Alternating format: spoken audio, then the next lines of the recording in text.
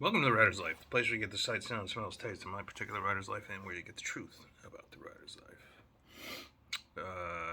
If you haven't already, subscribe, please, and smash that like button, and hit the bell for notifications so that you don't miss out on one exciting video and how exciting these are. So what is it? We're almost done with the it's the 10th of February, so we're 5.5 weeks into the new year, and I was like taking stock of what I have on my plate in terms of fiction. I got The Left Hook was just published. That's a new novelette. Domestic Dispute is a 5,000 word short story that's coming out pretty quick. You'll see a cover for that pretty soon. I'm going over the edit now. Ghosts, which will be part of my new Stories from the Zone series. Living Doll, that'll be part of the new Stories from the Zone series. These are like 10,000 word stories. This is stuff I've written this year so far. So like right there, I've got like almost a novel's worth of stuff. Handyman season 3 will be out pretty soon, along with the final season, the whole final season.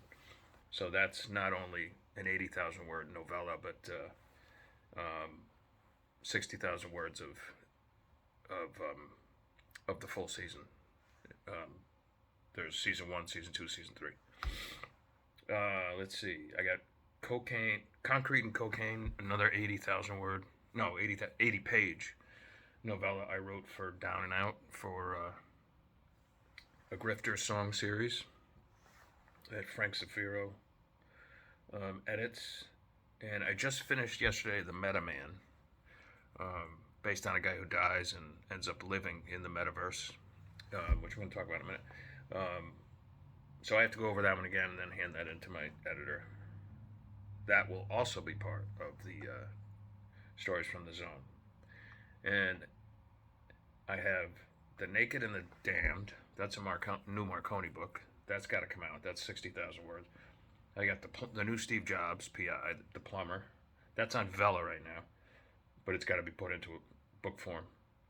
I've got Young Chase Baker and The Well of the Souls. That's on Vella right now. That needs to come out in book form. I've got the Extractors, the season 1. That needs to be put into book form. That's on Vella. I've got American Crimes. That's going to be like 4 different books, and then put together in a full package. That's like 150,000 words or something like that. Her Darkest Secret will be out from Suspense in June in hardcover. Quietly Into the Night I sold last week to Down and Out Books. Moonlight Kills, that just came out from Down and Out Books, as you know. And we had a great launch. Moonlight Gets Schooled. That's a novel I forgot about. I wrote it like 2 years ago. And I'm like, holy shit. I forgot all about this. So like, I'm not. It's 40,000 words, so I'm not sure if I should give it to Down and Out to do, or I should do it myself because it's not quite novel length. But then, so it might fall into the short thriller category. In that case, I'll do it under my Bear Media. And I have 33,000 words on Moonlight Runs, which I am writing for Down and Out Books. And then box sets and collections I got coming out. I got the Young Chase Baker box set. I got the Handyman season 3, as I just mentioned. I have yet another short thriller collection coming out, and like I said, Stories from the Zone. So like that's like 25 products or something like that. A few of them are going traditional, but most of those will be I'll retain my own IP and put them out under my own imprint. Oh, and on top of that, plus I'm getting The Remains, The Innocent, and Godchild back from Thomas and Mercer. So they'll still have 2 of my books, but I'll have those 3 back. And The Remains has sold I don't know, probably close to 200,000 copies under 2 publishers at this point. But I'm now going to retain the IP for the rest of my life and my kids' life and whatever, because that book sells really well. I'd be a fool to give it to another publisher. In fact, like I said, I'm really big into keeping my IP these days as much as is humanly possible. I just can't do everything myself. because, like I said, I'm starting to forget about books I wrote, and it just goes off into the like, so, the ether. But it's funny, like, because this got me to thinking, like, what my career really took off around 2009 or so. Even though I started in 1999 with Delacorte, but it was very old-fashioned then. It was the old-fashioned way of doing things. It was still send your manuscript by mail to the agent. It took forever to get a word back, and you know everything took forever. It could take 2 or 3 years to get published. But in fact, I sold The Innocent to Delacorte in the fall of 1998, right? Only a year out of writing school.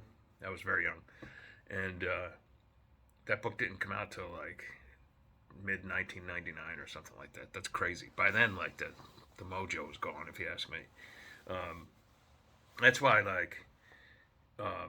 like this short story, Domestic Dispute. I got a note back from my editor, and she's like, "This is fantastic." Which is her language for like maybe you might want to consider sending it on to like a magazine or whatever. I don't feel like screwing around with some editor or whatever and waiting a year for it to come out before I can get my IP back or whatever. I'd rather just get it out there now and sell it directly to my fans, you know what I'm saying?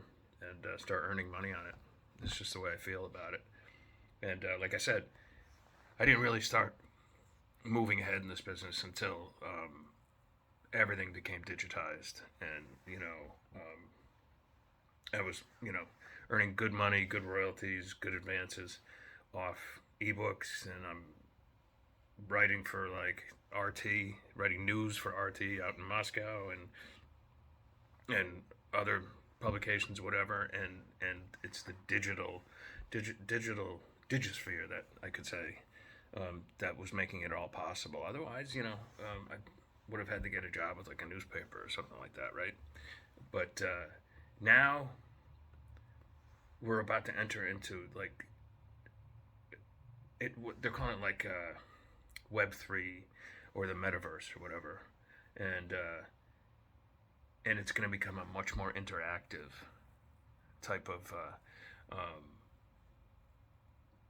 web experience where you can not only play in it, you can not only learn in it, but you can work in it. So I suspect that this will be the new evolution for publishing. It will be an experience inside the metaverse where you will not only read your story, but you will read a story. A reader will not only read a story, but you will become immersed in the story on a 3D level inside the metaverse. And I guarantee you, Amazon's looking into this. They've got a team of people looking into it right now. If any publisher out there is smart, they're looking into it right now, and it'll be another nail in the coffin for bookstores for sure. But everything will still come out in print. Everything will still come out in audio. Everything will still come out in hardcover or whatever, maybe. But the ebook will sort of evolve into this like three-dimensional experience. And now I'm quite certain I've lost all of you at this point. But this is what's coming. The immersive reading experience. Writer's job will still be the same. We're still going to write a story on our laptops or whatever and hand it in, and it'll just be a matter of converting it to the new metaverse platform. I can't wait until this happens. It's just going to be incredible. Imagine like you're not just reading a Dick Moonlight story, for instance. You're in the story. Can you imagine? Can you imagine what that's going to be like? Anyway, I'm very excited for it. All right, that's it for today. This has gone on too long. I got more stuff to write. I'll talk to you tomorrow. Ciao, ciao.